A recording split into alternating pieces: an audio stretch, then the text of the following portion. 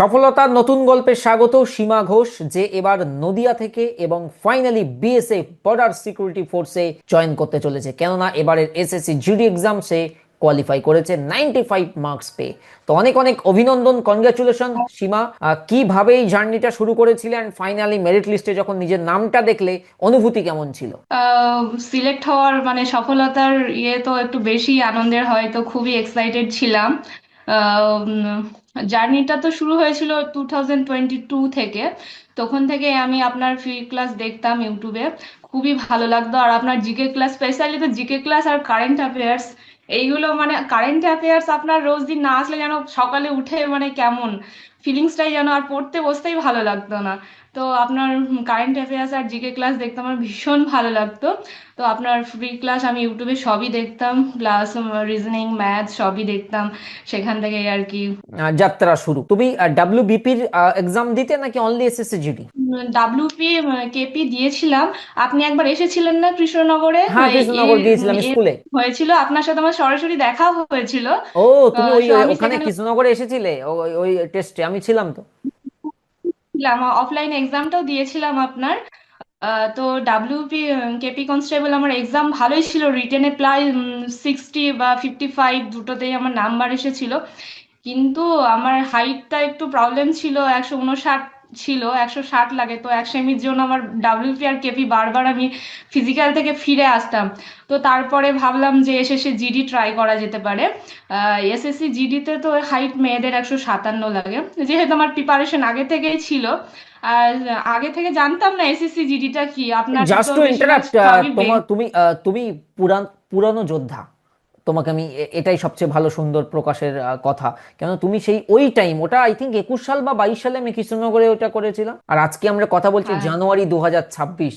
It means তুমি এতটা বছর যখন দেখলে ওখানে হলো না, তুমি ট্র্যাক ছেড়ে দাওনি, এই ট্র্যাকেই আছো। Salute, big salute. অ্যান্ড ধৈর্য বা ইত্যাদি ধরে রেখেছো, নিজের প্রতি আত্মবিশ্বাস। এই এই এই এই সোর্সটা কোথা থেকে? কেননা বহু ছেলে মেয়ে মনে করে এবারে ডাব্লিউবিপিতে ফেল করছে, বা এই জিডিতেও তোমার সহপাঠীরা কেউ হয়তো পাশ করতে পারেনি। তো তাদের উদ্দেশ্যে তোমার মেসেজ কি, কারণ তুমি অলরেডি ফেলিওরটা দেখেছো। আমি বলবো মানে কখনো থেমে যাওয়াটা একদমই উচিত নয়।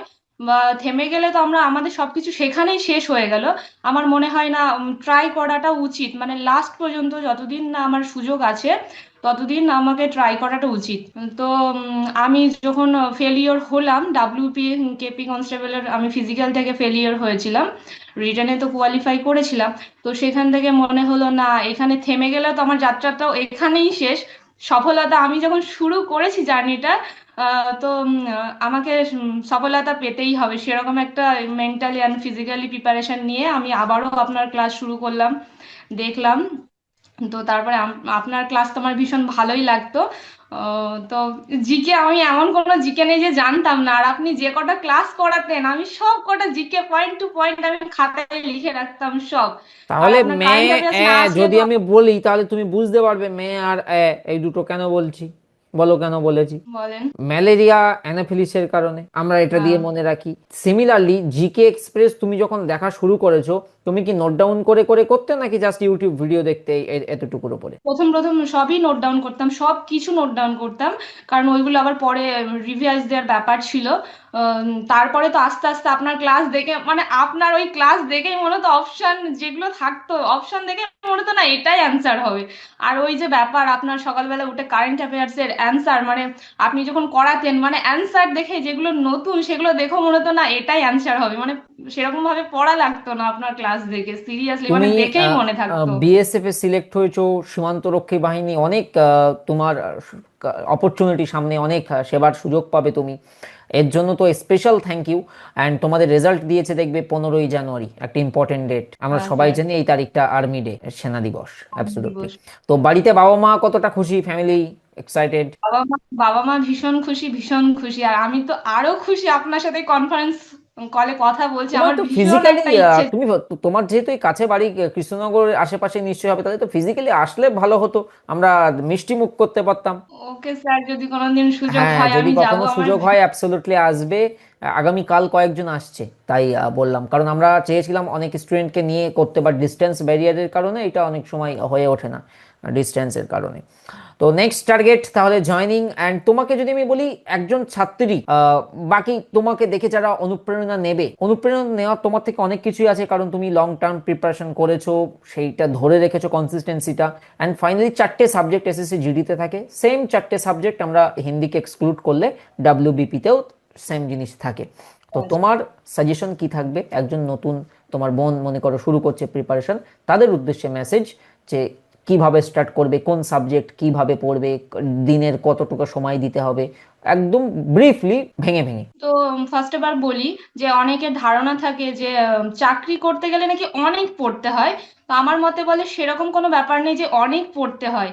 পড়তে হয় বাট সেটা বুঝে, মানে কতটুকু দরকার সেইটুকুই পড়তে হয়। বাস আমি যদি দিনে 2 ঘন্টাও পড়ি তবুও আমি কিন্তু চাকরি প্রার্থী হই আর কি, আমি চাকরি পাওয়ার যোগ্য হতে পারি 2 ঘন্টা পড়লে। সারাদিন পড়েও যে আমি সবকিছু কভার করে ফেলতে পারবো এরকম কোনো ব্যাপার নেই।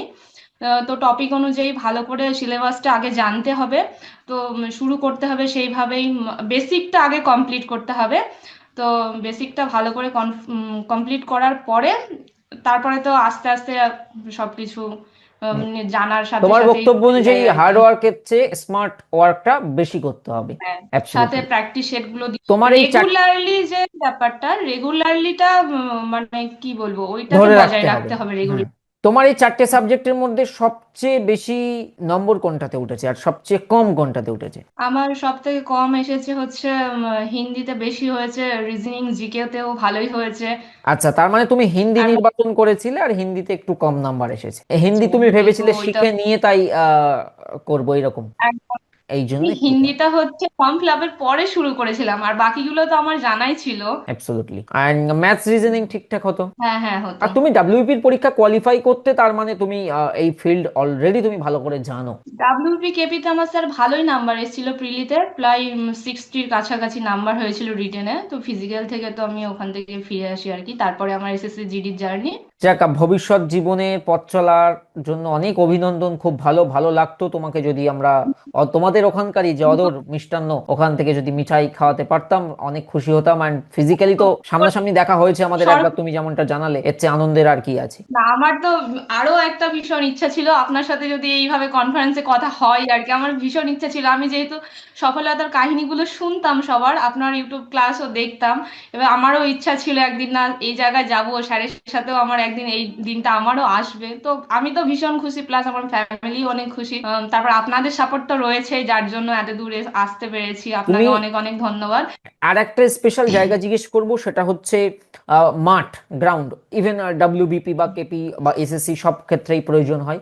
রানটা তুমি কোন সময় প্র্যাকটিস করতে, এবং ছাত্রীদের স্পেসিফিক্যালি কিভাবে মাঠ প্র্যাকটিস করা উচিত যাতে সে টাইমের মধ্যে বিষয়টা কমপ্লিট করতে পারে? আমি তো রান বেশিরভাগ ওই সকালের দিকেই করতাম, আর রেগুলারলি করতাম। আমি যে ওই ওখান থেকে ব্যাক করে এসেছি ডাব্লিউপির মাঠের পর থেকে, আমি মাঠও ছাড়িনি প্লাস পড়াশোনাটাও ছাড়িনি, দুটোই একসাথে চালিয়ে গেছি। ডাবল এফোর্ট, যার ফলে আজ এই সাফল্য তোমার কাছে। So, অনেক ভালো থেকো। হ্যাঁ, ভবিষ্যৎ জীবন অনেক ভালো হোক, যাত্রা নতুন শুরু হচ্ছে। অ্যান্ড অল দ্য বেস্ট আমাদের তরফ থেকে। ভালো থেকো। আপনাকে অনেক অসংখ্য ধন্যবাদ। যদি কোনোদিন সুযোগ হয় কৃষ্ণনগরের সরপুরিয়া আপনাকে সরাসরি খাওয়াতে পারি, ভালো লাগবে অ্যাবসলিউটলি, আমারও। আমিও খুব খুশি হব। তো এখানে এন্ড করছি সীমা। ওকে, থ্যাংক ইউ ভালো স্যার। থেকো।